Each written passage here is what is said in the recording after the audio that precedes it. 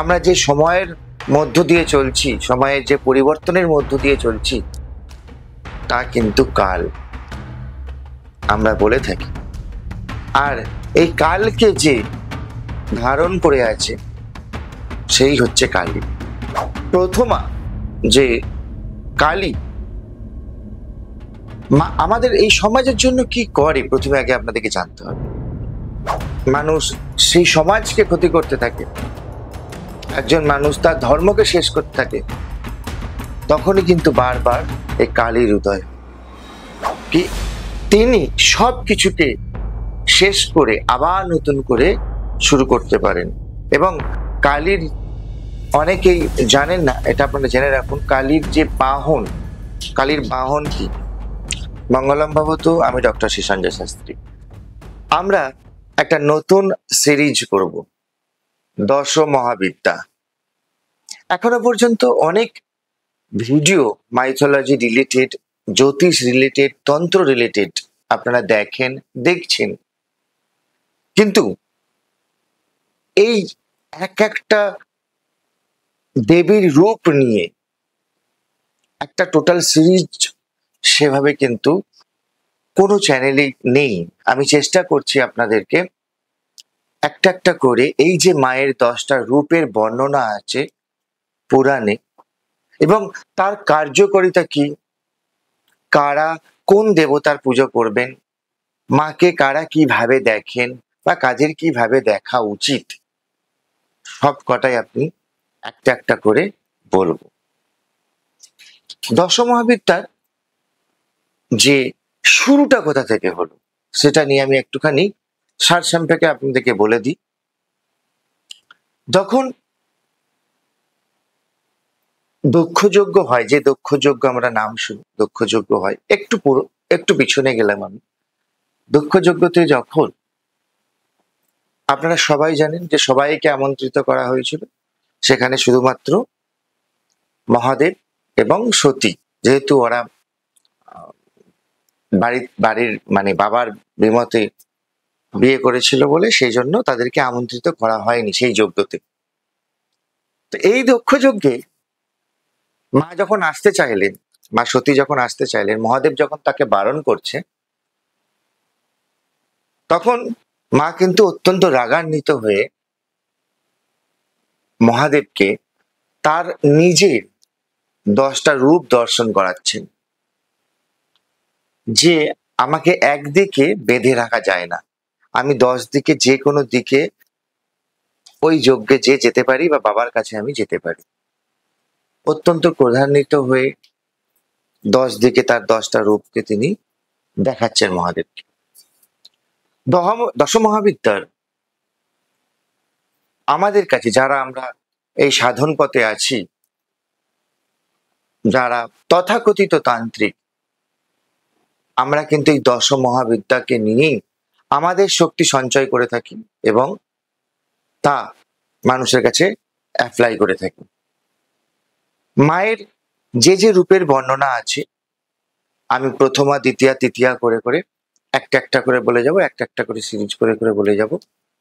আপনারা সেইগুলো একটা একটা করে ভিডিও আপনারা দেখতে থাকুন, তাহলে কিন্তু আপনারা বুঝতে পারবেন যে প্রত্যেকটা মহাবিদ্যার গুরুত্বগুলো কি কি আছে। আজকে আমরা দশমহাবিদ্যার প্রথমেই বলবো যে প্রথমা, সেটা হচ্ছে কালী। কালী কিন্তু আমরা জানি যা শুরু এবং যাই শেষ। এই বিশ্বব্রহ্মাণ্ড আমরা মনে করি কালী থেকেই শুরু হয়েছে। প্রত্যেকটা মানুষ আমরা যে সময় ব্যবহার করে করে চলছি, আমরা যে সময়ের মধ্য দিয়ে চলছি, সময়ের যে পরিবর্তনের মধ্য দিয়ে চলছি, তা কিন্তু কাল আমরা বলে থাকি। আর এই কালকে যে ধারণ করে আছে সেই হচ্ছে কালী, তাই না? তো আমাদের এই প্রথমা যে কালী আমাদের এই সমাজের জন্য কি করে প্রথমে আগে আপনাদেরকে জানতে হবে। যখন বারবার ধর্ম যেমন অধর্মের দিকে হাঁটতে থাকে, মানুষ যখন তার মানসিক চেতনা, মানসিক চৈতন্য ত্যাগ করে একজন মানুষ আর একজন মানুষকে ক্ষতি করতে থাকে, একজন মানুষ সেই সমাজকে ক্ষতি করতে থাকে, একজন মানুষ তার ধর্মকে শেষ করতে থাকে, তখনই কিন্তু বারবার এই কালীর উদয় হয়। আর কালী তখনই কিন্তু তা ধ্বংস করে এবং শেষ করে। কালীর যদি আপনারা ধ্যান মন্ত্র দেখেন, সেখানে কিন্তু আপনারা দেখতে পাবেন যে মায়ের যে মুন্ডমালা পরে আছেন, কেন কি তিনি সবকিছুকে শেষ করে আবার নতুন করে শুরু করতে পারেন। এবং কালীর অনেকেই জানেন না, এটা আপনারা জেনে রাখুন, কালীর যে বাহন, কালীর বাহন কি? কালীর বাহন হচ্ছে এই যে মুন্ডমালা যে মা পরে আছে, তার যে দেহটা থাকছে, মুন্ডু ছাড়া যে দেহটা, মানে যে ধর, সেটাই কিন্তু মা কালীর বাহন। মা কালীকে তিনিই কিন্তু বহন করে নিয়ে চলেছেন। এবার মা কালীর আবার অনেকগুলো রূপ আছে। যেমন মা কালীকে কেউ শ্মশান কালী হিসেবে পুজো করে, কেউ সিদ্ধেশ্বরী কালী হিসেবে পুজো করে, গুজ্জ কালী আছে, অনেকে আবার শ্যামা কালী আছে, দেখবেন কালো রঙের কালী হয়। কিন্তু কখনোই মায়ের যে দ্বিতীয় রূপ তারা, তাকে কিন্তু কালীর সাথে গোলাবেন না। দুটো কিন্তু আলাদা পর্যায়, আলাদা দেবী। আমি তারা নিয়ে সেকেন্ড পার্টে বলবো, তখন তারার বর্ণনা আমি দেব। এখানে মায়ের যে বর্ণনা দিচ্ছি আমি, মাকে যদি মায়ের যে বীজ মন্ত্র আছে, যারা কালী কুলের, আমাদের তো এই তন্ত্র জগতে দুটো কুল আছে, একটা হচ্ছে শ্রীকুল, একটা হচ্ছে কালীকুল। যারা কালী কুলের আছেন আপনারা, তারা জানেন যে মায়ের বীজমন্ত্র, সেই বীজমন্ত্র যদি আপনি প্রতিদিন পাঠ করেন, তাহলে কিন্তু আপনি শক্তির সঞ্চার করতে পারবেন আপনার দেহের মধ্যে। আর এই শক্তি কেন প্রয়োজন? আমরা প্রত্যেকে যদি এনার্জেটিক না থাকি, আমরা যদি শক্তিকে যদি আমরা ধারণ না করতে পারি, আমরা কিন্তু কোনো কাজেই সাহস পাবো না। আপনাকে প্রত্যেকটা কাজে আমাদেরকে যদি সফলতা আনতে হয়, প্রথম আমাদের পাঠ যেটা দরকার সেটা হচ্ছে সাহস। আর এই সাহস আনতে গেলে কলিকালে আমরা মনে করি যে কালী ছাড়া আর শক্তি সঞ্চয় সেভাবে কিন্তু করা যায় না। কালীর দেখবেন অনেক জায়গায় কালীকে আমিষ ভোগ দেওয়া হয়, অনেক জায়গায় আবার নিরামিষ ভোগও দেওয়া হয়। কিন্তু শাস্ত্র অনুসারে মা কালীকে আমিষ ভোগ দেওয়ার কিন্তু বিধান আছে। অনেক জায়গায় দেখবেন বলিও হয়। একদা এক সময় স্বামী বিবেকানন্দ, তিনিও কিন্তু বলিকে সমর্থন করতেন। কেন? যে প্রত্যেকটা ইয়ং জেনারেশনের বলি দেখা উচিত, তাহলে কিন্তু মনের সাহস তৈরি হবে। তিনি কিন্তু বলেছেন এ কথা। আর মায়ের কিন্তু পুরাণে বর্ণিত আছে খুব সুন্দরভাবে যে মা কালী তার যে শক্তি তিনি যে দেখাচ্ছেন তার চতুর্ভুজা চার হাত দিয়ে যে মা শক্তি দেখাচ্ছেন, সেই শক্তি এবং সাহস আমরা যদি তাকে গ্রহণ করতে পারি, তার রূপকে যদি আমরা নিতে পারি, তার রূপের সামনে যদি বসে বারবার সেটাকে আমাদের মনে সঞ্চার করাতে পারি, আমরা কিন্তু যে কোনো পরিস্থিতি আমাদের আসুক না কেন, আমরা সেই পরিস্থিতিকে কিন্তু ওভারকাম করতে পারবো। মা কালীর রূপ আপনারা জানেন যে মা বস্ত্র পরিধান করে থাকেন না। তিনি যে ধ্বংসলীলা করেছেন, সেই হাতগুলো দিয়ে তিনি কোমর বন্ধনী করেন এবং মুন্ডু দিয়ে তিনি মালা পরেন। এক হাতে তার খড়গ, এক হাতে তিনি আশীর্বাদ করছেন, এক হাতে তিনি মুন্ডু মালা ধরে আছেন এবং শিবের ওপরে তার একটি পা আছে, একটি পা তার নিচে আছে। এই যে আমরা মূর্তি দেখি, এই মূর্তি কিন্তু কালী হিসেবে পূজা হয়।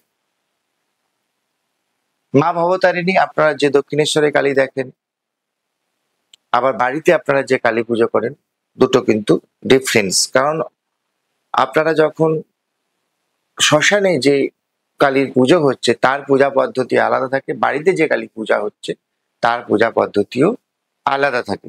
সেজন্য কালীর পার্টিকুলার রূপের উপর বর্ণনা করে যে কতগুলো কালীর প্রকারভেদ হয় সেগুলো আরেকটা ভিডিওতে আমার বলা আছে, সেগুলো আপনারা দেখার চেষ্টা করুন। তাহলে কিন্তু প্রত্যেকটা রূপের আপনারা বর্ণনা সেখানে পাবেন। কিছু কিছু জায়গায় আমাদের এই যে নবরাত্রি, আমি যেহেতু ভিডিওটা এখন নবরাত্রির মধ্যেই বানাচ্ছি, তো মা সিদ্ধিদাত্রী যে নবরাত্রির নবম রাত্রি, যে লাস্ট রাত্রি হচ্ছে, সেখানে যে মা সিদ্ধিদাত্রী আছেন, সিদ্ধেশ্বরী কালীকে কিন্তু মা সিদ্ধিদাত্রী রূপে পুজো করা হয়। অনেকে আবার গুহ্য কালী রূপে পূজা করেন। এটা কিন্তু তান্ত্রিকদের প্রসেস বলছি আমি। যারা তন্ত্র সাধনা করেন, যারা তন্ত্র পথে আছেন, তারা এগুলোর পুজোর অধিকারী, তারা জানেন সেই পুজো পদ্ধতিগুলো। আপনারা বাড়িতে যখন পুজো করছেন, আপনার যিনি গাইডলাইনে আছেন তার গাইডলাইন মতো পুজো করুন। আর যারা সাধন পথে, আপনি হয়তো ইউটিউবে অনেক কিছু ভিডিও দেখছেন, কালীকে এইভাবে পুজো করা যায়, ওইভাবে পুজো করা যায়, সবকিছু কিন্তু বাড়িতে অ্যাপ্লাই করবেন না, তাহলে কিন্তু আপনাদের অনেক জায়গা থেকে অনেক কিছু অসুবিধা আসতে পারে। মায়ের বহু জায়গায় সতীপীঠে দেখবেন দুর্গার মূর্তি দেখা যায়, বহু জায়গায় সতীপীঠে মা কালীরও কিছু রূপ পাওয়া যায়। তাই এই যে যেহেতু দশমহাবিদ্যাটা তো সতীরই বিভিন্ন রূপ, সতী যখন খণ্ডিত হয়েছিল, যখন উনি দেহ রাখলেন, মহাদেব যখন তাকে নিয়ে নৃত্য করলেন, তারপরে বিষ্ণু যখন চক্র দ্বারা তাকে টুকরো টুকরো করলেন, যে যে টুকরো সব জায়গায় পড়েছে, সেই সেই জায়গায় কে আমরা সতীপীঠ বলি। 51টা এরকম সতীপীঠ আছে। এই 51টা সতীপীঠে মায়ের বিভিন্ন রূপ, মা সেখানকার লোকাচার অনুযায়ী মা পূজিত হন। তাহলে কালী সম্পর্কে আপনারা যে তথ্যগুলো পেলেন, আরো যদি কিছু আপনাদের কালী সম্পর্কে জানার থাকে তাহলে আপনারা অবশ্যই, আমি কুলও বললাম, আমি রূপও কিছুটা টাচ করলাম আপনাদেরকে।